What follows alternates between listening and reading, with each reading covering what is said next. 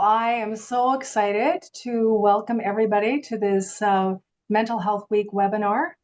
Come Together Canada is our theme this year, which I can't think of a better theme, frankly, and so timely and so important during these times of us all coming together from coast to coast to coast, celebrating the beautiful country that we have and the communities that are thriving and also to acknowledge the realities of the challenges in our communities and all of the work that's happening to respond to our community and to make this world a better place. And I think Mental Health Week is really a wonderful week to really focus on acknowledging the important work that needs to be done, but also zoning in on the important opportunities we have to work together and to strengthen our connections and our work in advancing mental health. So as we are being recorded and we have over 600 people with us today. So I want to just thank you all for being here and for prioritizing this important campaign this week and for being a part of this important discussion. The webinar is in has simultaneous French interpretation available. So you can select the language of your choice by going to the globe icon. And at the bottom of the Zoom screen, you'll see that. And you can select either English or French. So invite you to do that. And of course, if you have questions throughout the hour, please pop them into the chat. That's always a great way for us to connect and to hear people share their perspectives. So with that, I want to start us in a good way. And I want to begin by acknowledging that the national office, which is in Toronto, for the Canadian Mental Health Association, is on the treaty territory of many nations, including the Mississaugas of the Credit, the Anishinaabe, and the Chippewa, and the Haudenosaunee, and the Wendat peoples, and is now home of many diverse nations, Inuit and Métis people. We acknowledge that Toronto is covered by Treaty 13 that was signed with the Mississaugas of the Credit and the Williams Treaties signed with multiple Mississaugas and the Chippewa bands. So it's beautiful to take a moment to reflect and acknowledge the lands that we are on. And I happen to be here in Toronto today, but usually I'm in Winnipeg, which is Treaty 1 territory. So I just want to put a shout out for Treaty 1. So for those of you who aren't familiar with the Canadian Mental Health Association, I really want to just take a brief moment to tell you about who we are. We were founded in 1918, and we are the most established and extensive federation for not-for-profit community mental health organization in Canada. So I always say we are Canada's community mental health organization, and we have a presence across this great land. And we have a presence in 330 communities in every province and the Yukon. And we have over 8,000 staff, and we engage over 11,000 volunteers supporting this important work and providing advocacy programs and services, helping to prevent mental health problems and illnesses, supporting recovery and resilience, supporting people who are unhoused and struggling with homelessness and substance use health issues. But really, overarching all of that is a desire and a mission to help Canadians flourish and thrive and live their best lives. So, we're very proud to be hosting this 75th Mental Health Week campaign, and that you're all a part of that. Our theme is around social connections today, and we're so thrilled that Medavie is our co-host today. And I'm going to invite Andrea from Medavie in a moment to say a few words. But, the work of social connection is really growing in our country and across the globe. And more we're recognizing the impact loneliness and disconnection are having on our communities, on our families, and on our overall well-being. So I know that this campaign has really resonated with people this year, and we're really excited that this is the beginning of a really deep and long conversation that is followed by action, because of course all of this needs to lead to action, and that's what we're all about, is trying to really create that movement to advance social connection, social well-being, and overall mental health. And today will really help us to zone into that. So, Andrea, I'd like to take a moment to just introduce you as our co-host. And again, really happy and thrilled that Medavie has joined us on this amazing campaign this year. And in your role as Director of Social Responsibility for the Medavie Foundation, we know that your words will shine a light on the leadership that your organization is sharing on this important topic. You've been at this for some years now, supporting communities and supporting organizations through corporate citizenship, responsibility, and helping our charitable sector to thrive. So thank you for all that you've done and continue to do. And I'll hand it over to you to share a few words. Thank you. Thank you so much for that kind introduction, Marion, and thank you to the team at the Mental Health Association for inviting us. On behalf of the Medavie Foundation, thank you for hosting this conversation. With me, I just wanted to call out my dedicated, insightful, and caring team who are also on the call: Jessica Crossman, Sarah L. Reyes, and Jillian Atkin. This team's done a lot of work right now to really understand the needs of our communities, and we are honored to be here and especially proud to be a part of the conversation. For those of you who aren't familiar, Medavie is a trusted health solutions partner to governments, organizations, and the public, and they provide insurance products and services, community-delivered healthcare, including emergency services and primary care. Medavie founded the Medavie Foundation and has fully funded the Medavie Foundation since 2011 in support of the communities where it operates. And since then, the foundation has invested more than $46 million to improve well-being and address barriers to care. And we aim to spend another 40 million more by 2030. And so this conversation, when we heard about it, the timing couldn't have been better. It was very serendipitous for us to be invited. We undertook a project in 2025 to really examine our impact as a foundation. And although we had been focused on physical activity, food, and mental health supports, we found as we examined our impact that the common thread across all of it was this improvement for social connectedness. We heard more and more that because of the programs that we supported, which on the surface looked very different, but because of that support, people felt connected, they felt seen, they had found their community, and they were starting to rebuild trust. And so that makes this the perfect group for me to share that we plan to launch next month, that social connection is going to become a part of the types of programming that we support. We'll always look for that combination. And we're going to be doing that for youth, seniors, and our public safety personnel who experience unique challenges regarding mental health and isolation. Because isolation in and of itself can be a barrier to care. We've heard from the youth that we support that it's especially important for them to rebuild those trusting relationships with adults, find their people, find the people that they trust before they'll even reach out for care if they need help. For public safety personnel, very similar story, because their experiences with trauma may be work-related. They may hesitate to ask for help because of the repercussions that may come from a job perspective. And also because their caregivers also receive some of that burden. We're supporting their families as well. And for our seniors, the story is a little bit different. They do reach out, but they may not always know where to go. And so our colleagues in Medavie Health Services have shared with us that their 41 most familiar voices to 811, that's the terminology that they use, over about a 6-month period may place up to 2,000 calls that the team may consider comfort seeking.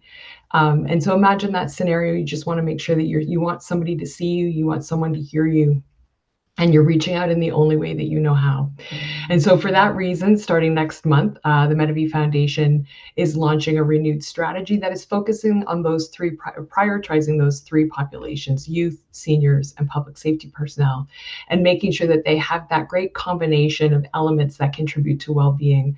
For us, that is social connection, food, and physical activity, and that those things taken together can start to break down some of that isolation and the barriers that they experience to care. And so, like I said, for us, this conversation couldn't be better timed. It's such an important conversation, and we're so thrilled to be here to be a part of it. And so thank you again to the team, and I'm pleased to pass you back to Marion. Thank you, Andrea. And I'm sure many people who just heard from you are excited to see that kind of opportunity and that kind of focus to invest in our communities, to invest in our country in that way. So that's super exciting. So thank you. And again, thank you for being here. So I get the pleasure now to continue to introduce actually a panel of friends. This feels really special to me because every person on our panel I have a personal connection with. And I'm really excited because it really highlights for me the power of this work is through relationship and working together and supporting one another as we do that. And so this is a wonderful moment for me to thank all of our panelists for choosing to be my friend over these years, because I've known several of you for many years, and of course new friends as well. So excited about that. I'd like to first introduce Rebecca Shields, who is the new CEO at Kids Help Phone, and we have so much respect for Rebecca for her leadership in the mental health sector, and she has been doing this work, for the last 25 years, and has had an impact in so many ways in our communities across Canada and really advancing equity, but also really supporting young people. When Rebecca shared with me that she was taking this job, I said, I can't think of a person who's more suited. And I really believe that great things are going to happen with Rebecca's leadership. Rebecca is a former CEO of a CMHA branch and has worked in the CMHA world for many years and has been a real leader in community mental health. So really thrilled that you can join us, Rebecca. I'm also really thrilled to invite Minister Bernadette Smith. And I am so happy that you're able to join us. I'm not going to take up too much time, but Minister Smith has been a champion for mental health for a very long time. Even though she was trained as an educator, in the classroom, she focused on the mental health of children and young people as an important priority. And then when she was first elected, representing the community of Point Douglas in 2017, I got to know her as she served as the official opposition critic, and she made many visits to CMHA, getting to know the issues in our community. And then now as the Minister for Housing, Addiction and Homelessness has advanced that work and really brought forward the ideas and the conversations that have informed her vision and her desire to make a difference in Manitoba. Minister Smith's accomplishments are significant. And what I can always tell you is that you can count on her to support you and to support our community. And of course, to support those who have been lost and not represented. And that work continues. And thank you for all of your service, Minister Smith. And then my newest friend is Pete Bombaci. And we met yesterday. I got the T-shirt, and I feel like I have a kindred spirit. I'm so thrilled to have you join us as part of this conversation. A social change leader, founder and CEO of GenWell, and real leader advancing these ideas of social health, human connection, and the power that can make in our world. So looking forward to hearing from you. But with that, I'm going to make sure we use the rest of our time to start this really critical conversation. And we will start actually with a invitation to Minister Smith and open this up from the perspective of a decision maker. What role do you think governments play and also have in the role of fostering social connection? Yeah, thanks, Marion, for the invite. I also want to say thanks to Andrea as well for co-hosting this and for all of those that are online participating. And of course, for that land acknowledgement, and congratulations, Rebecca, on your new role. I look forward to working with you and the great change that you're going to make. Governments play an important role, but we're not the only, we create the conditions, I think, for, change, but we are one partner in this, and I say that because, we are not the be all and end all, and you'll know that, Marion. We come to the table, we listen, we listen to, the stories, the solutions, and the ideas that people bring to the table. and we take those and we, create change from them. The ideas come from the community and what community sees the gaps are and what they need to uh, see within their community for change to happen. And, it's really about bringing people together and, listening and ensuring that they have their voices heard. And I think CMHA does a really good job of that and, bringing people to the table and ensuring that, people are being heard. We know that there's a lot of systems that have, there's systems that need change. And we've done a lot of, I guess, system changes based on what we're hearing from folks on the front lines and not getting their needs met.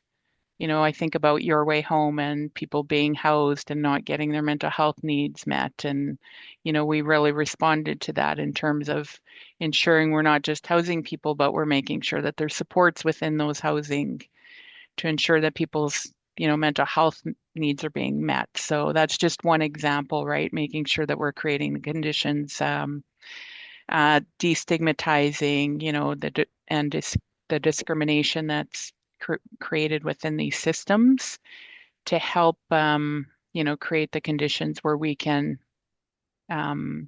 work backwards to ensure that those systems are a place where people can see themselves reflected and get the supports and resources that they need, and they'll seek out those help. So really it's about, community. It happens in community. We're just one place and space that takes those ideas and those solutions and actions.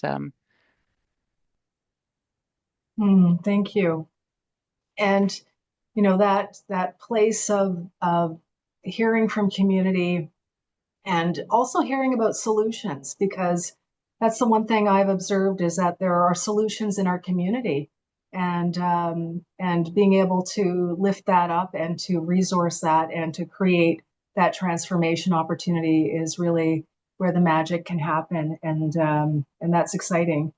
When you reflect on the role that you've played in your leadership role, Minister Smith, and understanding the critical importance of our work around truth and reconciliation and the healing work that's happening in communities across Canada, can you share a little bit about how culturally based approaches inform our response to mental health, addiction, and homelessness, and how social connection really informs those responses, but grounded in that cultural perspective? And what advice do you give all of us who are here wanting to do good work, support community, support healing, and the role culture can play?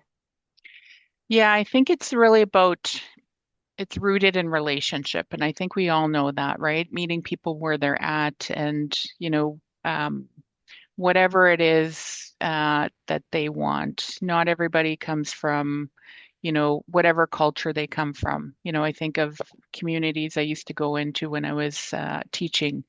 I taught in a high school, and often kids that came to my classroom as a high school teacher came from a remote community. So we would often go up to that community for a couple of days to meet with their parents because we essentially were their parents and they were coming to live in a homestay uh, home where they didn't get to meet those parents.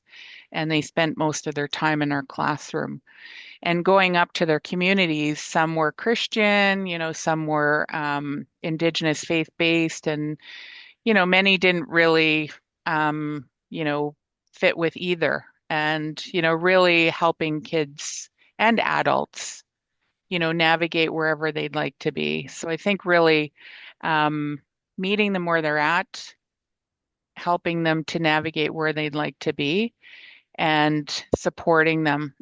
When I was on my journey, it wasn't until I was 23. I grew up in the north end of the city, and I always knew I was Indigenous, but I didn't have access to, culture, to, smudging, to elders. When I went back to school when I was 23, that was the first time I ever smudged. It was the first time I ever had access to ceremony. that was what really helped me find who I was as an Indigenous person, as an Indigenous woman, and really put me on a path of healing and identity seeking. So that was, for me, my path, but for someone else might be different. So I really think, and I know for a fact that, relationship is deep rooted for these folks, and having access to whatever it is that they want to seek, but having, options is really critical. I think about when I worked at Marymount, for instance, I worked in the school there and they had options for kids like Reiki, a social club for kids that, that didn't want to go to chapel or didn't want to go to drumming or smudging or Reiki or there were, I think we had yoga as well. So there were many different options that were offered, kind of as an outlet to,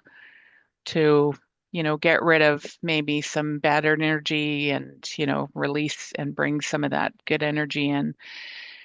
So, just having options, I think, for people to ground themselves and really meeting people where they're at and building relationships with them and letting them know that they have a safe place and a safe sense of belonging, that you're helping them to build a sense of trust and a place that they know is non-judgmental.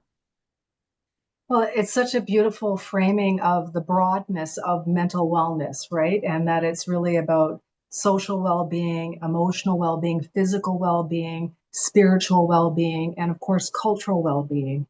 And so when I think of all of that multidimensional, that holistic approach, and I think about your most recent announcements and the conversations that you've had around heart medicine for communities. And I know that's a phrase we use a lot in Manitoba, but to frame it up in the way that you have really inspired many of us. Can you talk about that and how that's really the part of your approach in Manitoba as you lead community? Yeah, really it's about, I think we all, do our work from the heart. And it's really about, helping people and supporting, as we all do, from a compassionate and caring place, and helping people along. We call it a continuum, right? So taking people from a tent to a home, getting them reunited with their families or connected into stabilized housing, connecting them, onto a path of mental well-being, and whatever it is that they want to be able to succeed in their life. And even if that's just being in a stable home or getting back to their community, connecting with someone in their life that is, safe and just the investments that we've been making have been around individuals and really centering it around people and making sure that it's not this blanketed approach, that it's not a one size fits all, because we know that, for me, it's different than for you, Marion, but we really have to take an individualized approach and look at, you know, each individual and an individualized program and ensure that everyone's doing well. Because if everyone's not doing well, we're not all doing well. And helping everyone to realize that everyone has struggled with mental health at one point in their life, and that it's okay to, seek out supports and help, and that those supports are there. And we have a lot of work to do, you know, and we're going to continue to do that work, but we're going to do that work together. And we have a lot of great partners, and we have a lot of, champions. We have a lot of great people who have come to the table and that are willing to, support and walk alongside. And we're, just so thankful that we have such great partners to do the work that we're doing in terms of supporting, meeting people where they're at, whether that's through mental well-being, harm reduction approaches to get people onto a path of well-being, housing people, getting more housing online because we know, housing is a determinant of how well people are doing, right? So just many avenues of tackling the issue of people's well-being and supporting people. And of course, we can't do it alone, right? So we're doing it together, and many hands at the table and many hearts. Mm. Well, that's good medicine hearing those words. And we really appreciate you being with us and want to be respectful of your time. And thank you so much for the work that you're doing. Yes, and I have to apologize. I do have to step out because I do have another meeting, but I want to thank all of you for the work that you're doing because, as I said, we can't do this alone. And, it takes all of us collectively to support one another. And we are a village in this country and across, the world. And, I always send out good energy, warm hugs, and lots of love. So I'm sending that out to all of you. Have a great rest of the day. And, have a great rest of a good conversation. Thank you. Take care. Awesome. Pete, I'm going to move it over to you now and invite you to share as a national voice in the realm of social connection. I'm excited to hear you respond to this question, but can you tell us about why connection matters and the impact it has on the level of the individual? Well, I think I'll start by saying we need to recognize that we've never educated anybody formally on the power of human connection. So we educated people for 50 years on exercise, eating well, sleep, water, don't drink too much, and don't smoke. And so most of us are walking around, thinking it's a soft skill because that's what we told people for 50 years. But when we start to understand what the impact is on the individual and whether that's a young person, from brain development to increased risk of anxiety and depression, increased risk of suicide, obviously academic and career success when we aren't unable to interact and build those networks that can support us both on a health and well-being standpoint, but also on an academic or professional standpoint. So we start to recognize, and then on an adult side of things, whether it's increased risk of heart disease, type 2 diabetes, dementia, suicide, addiction, obesity, cancer, the links to all the negative complications are astounding. But because we never really helped people understand how important social connection was, certainly if you were lucky, you grew up in a family where you appreciate it, and maybe it was Sunday dinner, maybe it was some type of ritual or something within the family. But I think, now that we've educated people for 50 years on physical activity, it might be time that we start educating the broader population to say, look, we need to understand not only the negatives, but our focus at GenWell is always about focusing on the positive and the solution, which is, do you realize that it's the single greatest contributor to happiness? It increases, empathy and compassion for others, strengthens your immune system, strengthens your self-confidence. So I think on the individual basis, we can focus on what are the downstream negative complications. But I think most importantly, let's make sure we recognize that even the simple hello to a stranger cannot maybe just change a day, but might change a life. Thank you. We talked about that yesterday, the Talk to a Stranger campaign work. And I've made a real concerted effort since you and I had that conversation. And I'll tell you, something powerful about saying hello to a stranger and the face lights up. You can see that, that experience of being seen is so powerful. So thank you for that gift.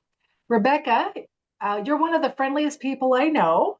And as the newly appointed Kids Help Phone CEO with roots in community mental health, tell us about why social connection is important for mental health, and especially for young people, and why you want to be a part of this.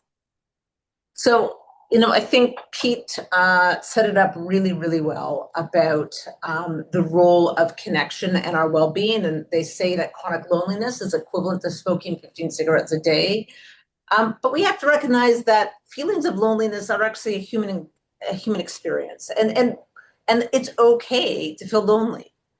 It's when it becomes chronic that we have to worry.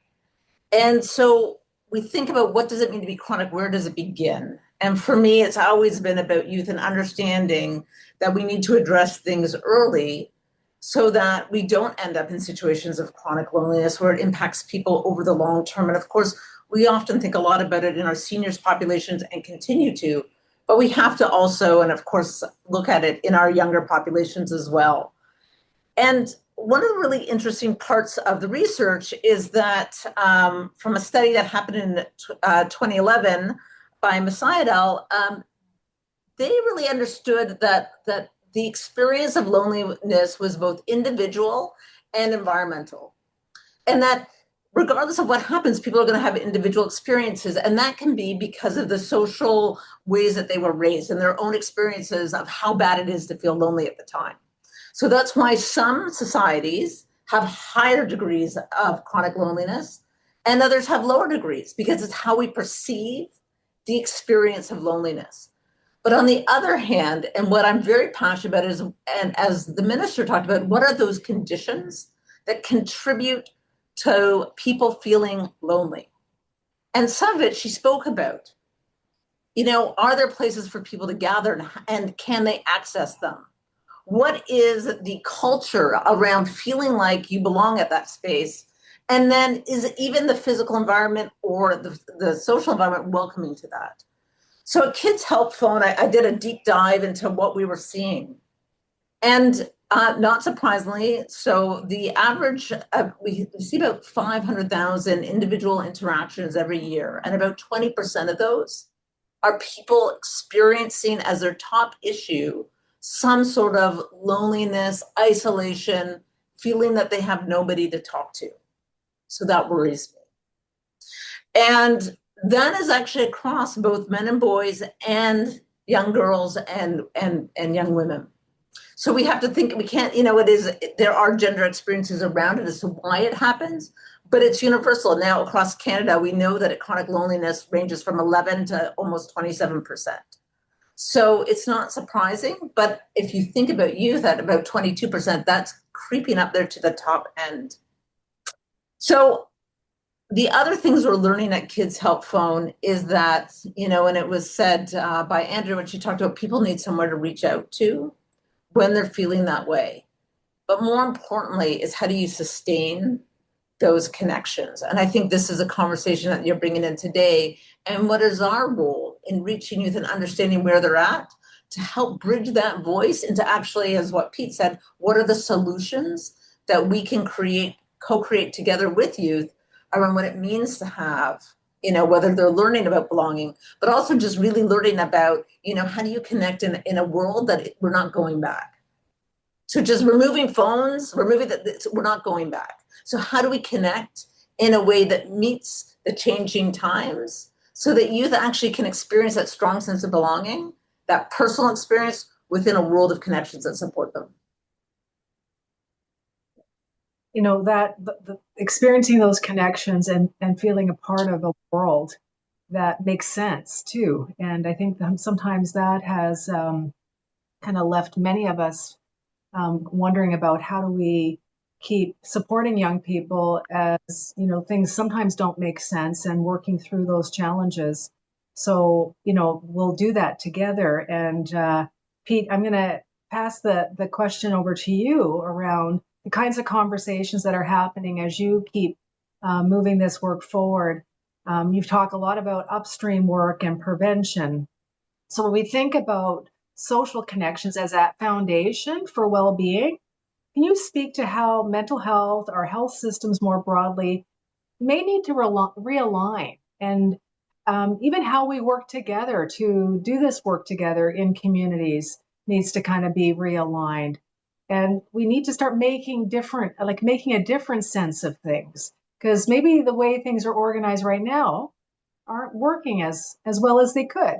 So what are some of the thoughts and perspectives you would bring to that question? Oh, I think, you know, Marion, you and I chatted about it yesterday, that I think the vast majority of the focus of our entire system has been about supporting people after they're sick or in crisis. You know, many people have said we don't have a healthcare system, we have a sick care system. And certainly when it comes to social connection, because we haven't educated people on what loneliness is, what causes it, or what they can do about it, many times we waited until we can actually diagnose them with something like anxiety or depression, and now we know how to treat them. Now we know how to put them into the system. So when I think of what we need to do as we move forward, and this is in all aspects of society, I think I heard public health officials say that only 3% of all investment goes into prevention in our entire healthcare budget. You know, social connection and social health is not actually something that we've invested any money in, really, other than a small component, certainly in the mental health conversation. But if we want to awaken 41 million Canadians, to Rebecca's comment, the solution is not just in empowering the people that are chronically or persistently lonely to buck up and be more social. It's actually to awaken 41 million Canadians to say, hey, I could be part of the solution by the way I interact with a stranger, with my neighbor, a senior. Jonathan Haidt with The Anxious Generation certainly put a lot of the focus on the phone. But as you and I found yesterday, Marion, if I get into a deep conversation with somebody, we don't look at our phones. So maybe we need to stop looking at the problem and start looking at the solution more often. And I think social connection and empowering people with the knowledge, the information, the tips, tools, and ideas. And as we've created at GenWell, 6 national campaigns that give us an excuse, a reminder, and permission to actually think about reaching out to somebody and saying, I'm part of the solution. We can wait for systems, but we've been waiting for systems for some time. We're all working really hard. But if we all actually empower individuals to say, I'm part of the solution, then maybe we can start building towards the bigger system changes because we empower every individual to be part of the solution. Well, that's such a powerful sort of call to action for all of us. Like, we can all be a part of that solution today. All 600 plus of us that have joined in. Rebecca, what are some other, considerations around strengthening social connection that happen in small incremental ways, and some of the steps that individuals can take to reduce loneliness and build more social connection?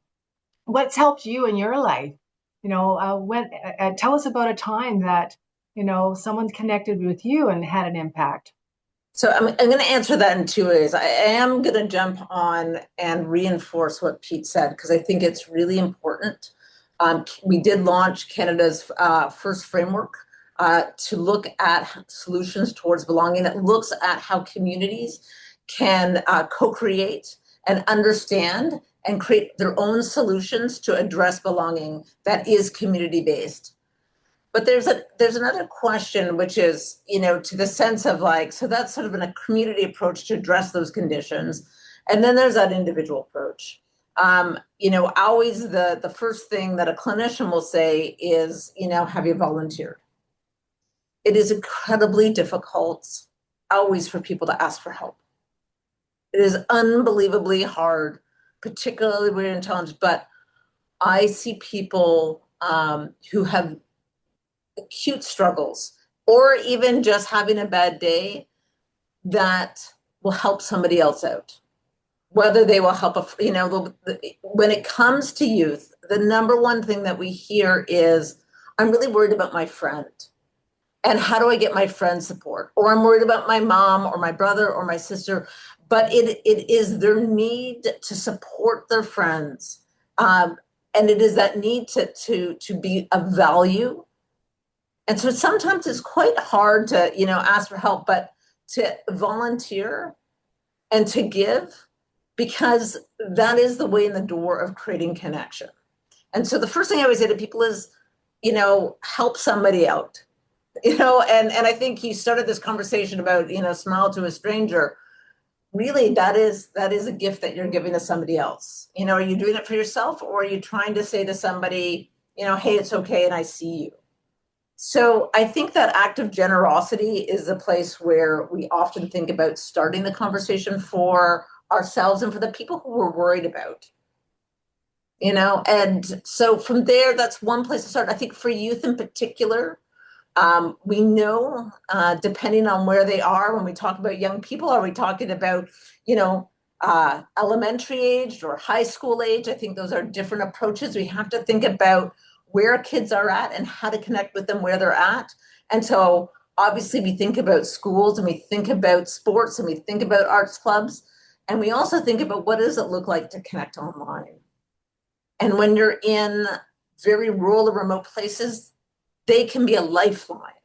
And so we have to balance these, there should be social media bans. We have to balance our thinking around how do we support and understand how that person connects into their world, and actually not demonize them or shame them, but actually help them find why that is empowering and a solution for them. And I think that we have to have more nuance in our conversations and allow youth voices to drive their own solutions. I think that's what Kids Cell Phone, I've been very impressed, does very well, allowing youth to lead the way. I think that that's a really powerful reminder. And when you think about what you just shared around, youth at any individual, but in particular, young people living in northern, remote, isolated parts of our country, that's an important part of this conversation here in Canada, because many of our communities are remote and in rural and northern settings. And I worry sometimes that our policies that aren't thinking about the impact on the whole. And you raised a really important point. And I think I'll add something that's also really important is 78% of youth that reach out to Kids Help Phone tell Kids Help Phone something they have told nobody else. That they're telling something, and beyond that, so there's something about being able to connect into something that they're fearful about being judged about in their own communities. Particularly if they live in small, rural, and remote communities, it's hard to tell people.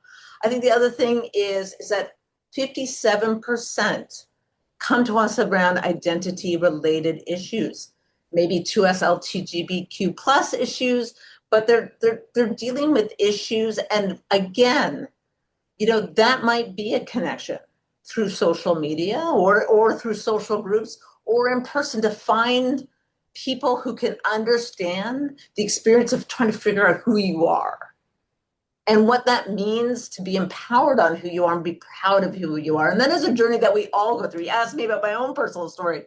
As a queer woman, I came out in 1992. That was before Ellen. That was before we had an internet. I had to find my people. I think in some ways it's beautiful that kids can find their people easier now online, but they still need to connect in person. It can't be all online. It still has to be real connections and a way to find who we are, who kids are, and then really support them. And that's, I think, what we're trying to do better is connect and support them to feel that pride in taking the next step.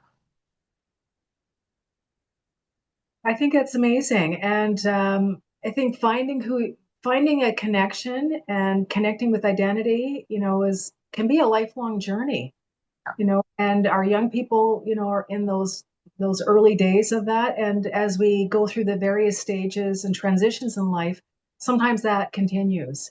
And I think about, how do we build community?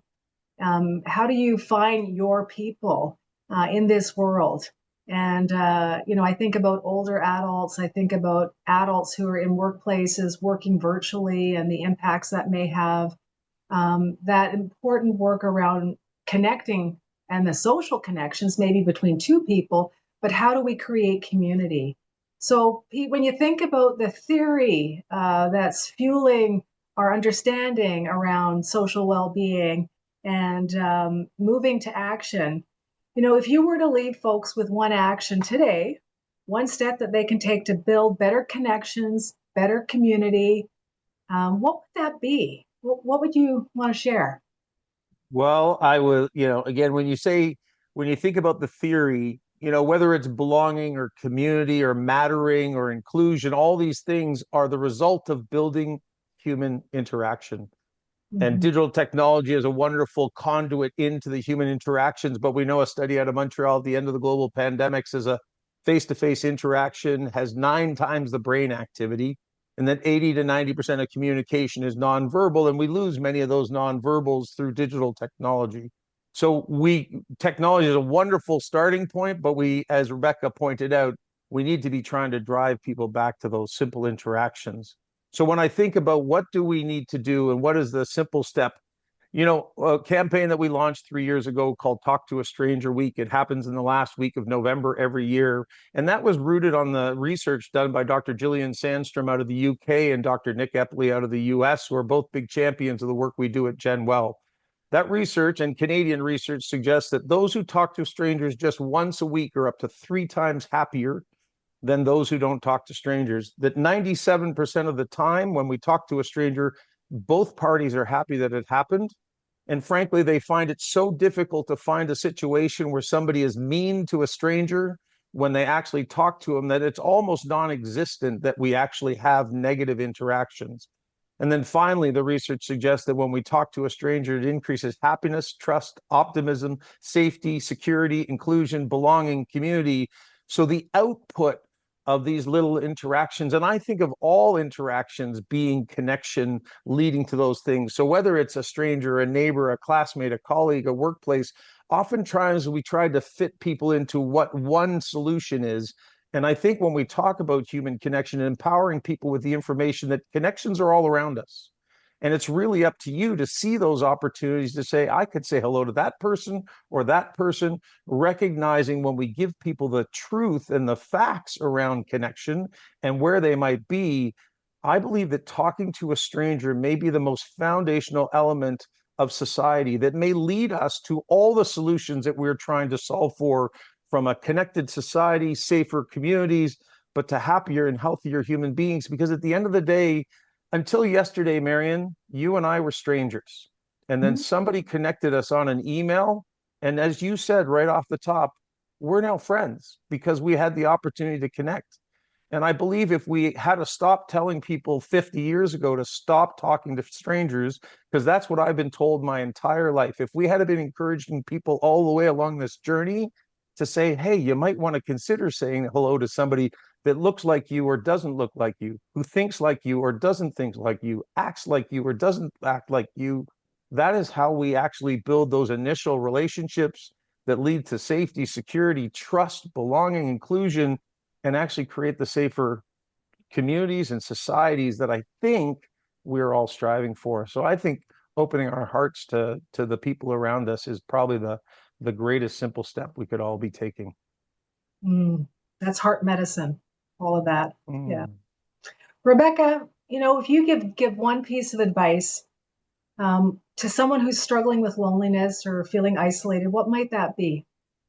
I think I covered that around the volunteering or reaching out to help somebody else. I think what I would maybe tack on is to sort of one of your CMHA national colleagues kind of summed up some of that what's happening in the chat. They're asking about affordability. They're asking about sort of anxiety and what happens. There's a lot of data around people working all the time in the gig economy. They're especially if they're newcomers to Canada, they're in life transition. If they can't join in somewhere, what is that like? They can't afford to go to places. So, I think it comes back to, first of all, what do we need to do as leaders? And how do we work, as community leaders, as community builders, working with incredible elected officials like Minister Smith and talking about how do we create spaces that make it easy for people to come together. And then even comes into the urban design. We know that urban design and city planning is important. How do we help people gather? How do we make transportation affordable so that people can come in and have collective moments, whether we're cheering on the Blue Jays who didn't quite win the World Series, but we all came together across Canada in these moments. How do we allow for those collective spaces to make people feel like they're part of something? So we have to bring people together. We have to reduce all the barriers in which people face in getting there, whether it's the cost, whether, the lighting, if it's too loud for seniors to hear, or, we have to make them welcoming. We have to make sure that people with disabilities feel welcome in those spaces. And then we also have to, design them in a way. So I think what I want to say is, taking it back to the beginning, is, how do we come together, Canada? We come together with intention to take responsibility to think about how we invite people. And when you're in that state of chronic loneliness, it's okay to reach out for help. And whether you reach out, if you're young, to Kids Help Phone, or you reach out to a CMHA, or to your primary care doctor, or to a trusted adult, that's, once you've hit that stage, it's okay to get help, because it is a real thing, and we need to just honor that we all go through cycles of mental health and mental illness and mental wellness. And so we all need support sometimes, and that's okay. And we don't need to feel stigmatized about that. But we also understand that, as we started this conversation, loneliness is a human experience. And when you're starting to feel those things, that is also time to reach out to your friends, to your family. If you're part of a religious and a spiritual community, to those communities. I have young sons that are 13-year-old, and sometimes they want to connect, to their sports communities, or even to their online friends that they game with, but reach out and connect in it, and be there for somebody else. And I think as Pete said so beautifully, and you brought us together, is to actually make the space to make connection important, to continue to talk about it, and continue to drive change. And I put the link to the Solutions for Belonging framework, and I really encourage everybody to take a look at it and see how they can bring their communities into that. Well, those are great strategies, great suggestions. And I think keeping this conversation going, understanding that there's a role for everyone. Yep. The point you've made about city planning and other important aspects that really shape and create our community, our society. This is a big conversation that everybody needs to be involved. So as we finish our time together, I want us to dream ahead.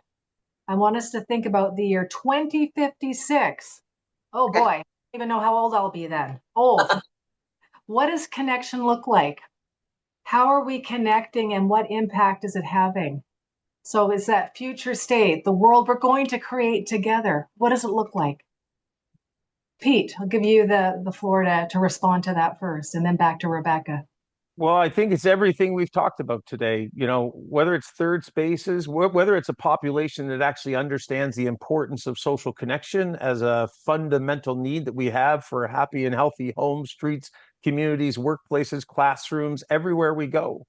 If we have the knowledge, the empowerment with the places and spaces that help us connect, and then we have the occasions, again, thinking about our 6 national campaigns that we run that are specifically about getting Canadians to get connected. It's really helping people do this, because we've been, as I've said a couple of times, we've educated people for 50 years to exercise, but we haven't solved the obesity crisis. We still have a lack of mobility out there. So just because we provide the information, that's not the stopping point. We now need to help people do it. So to me, in whatever the year was, 50 years down the road, we have a society that is empowered with knowledge, who has the opportunity to make it happen. And it's also not left up to just the people that are suffering to solve the problem. We have to actually empower everybody to say, hey, welcome somebody to your table, because that's part of the solution as well. Rebecca. In 2056, I think what Pete talked about is sort of layers, like what happens at the different layers. I think it's around micro communities. It's around our neighborhoods, and feeling connected to the neighborhoods, as small or as large as they might be, that we know our neighbors, and how do we engender that in our communities? I think it's about the other communities in which we're a part of, whether they are, as I said, our spiritual or our sports or our arts and culture communities. And I think at a profound difference at a national level, we have, a national ministry of loneliness, the way they have in the UK and in Japan, that we focus in on a core pillar of community that constantly evolves with technology and with communities and with population change, to ensure that every single Canadian belongs in their community and has the resources they need to participate. Those are really inspiring ideas, and a national ministry of belonging, of social connection, There you go. right? Love it. That's better. See, that's why you're the CEO. Created that. And I just want to thank you for sharing those ideas. And we are near the end of our 1 hour together. And I want to invite all of you. There's been some great sharing in the chat, but let's all keep this conversation going. Let's carry it through to this evening. Take this discussion to the next interaction you have with a colleague, with a family member, over dinner tonight with family, whomever that may be. And let's talk about how we can change the world and strengthen social well-being. And it's really through those small acts. And let's all start today by saying hello to a stranger and taking up that challenge. It's very powerful. And, I invite all of you to stay connected to our work around Mental Health Week.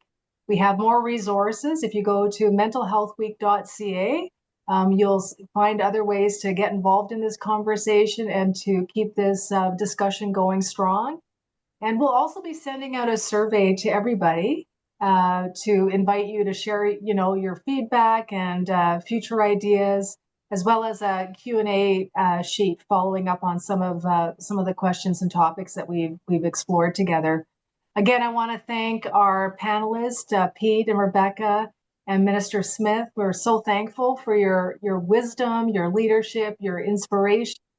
And we're so thankful, Andrea Elliott and your team and Medavie Foundation, and being a part of the future, creating a future where we can realize some of these things through the contributions the foundation has made a commitment to offer. And so thank you so much for that beautiful news today. And thank you for everyone for creating space in your busy schedules and finding time to be here together. Even in this virtual space, being able to connect and to being able to learn and to grow and be a part of this important conversation. Let's also find a way to get together in person and make those connections impactful in that way, and to take up the challenge that stronger connections, in fact, do offer and create better mental health for all of us. And I look forward to those conversations, and I look forward to being together in person and staying connected through this work. So thank you, everybody, and thank you to the team that supported this wonderful dialogue today. Have a beautiful day. Thank you, Marion. Thank you very much. Thanks, Bye-bye, Marion. everybody. Bye, everybody.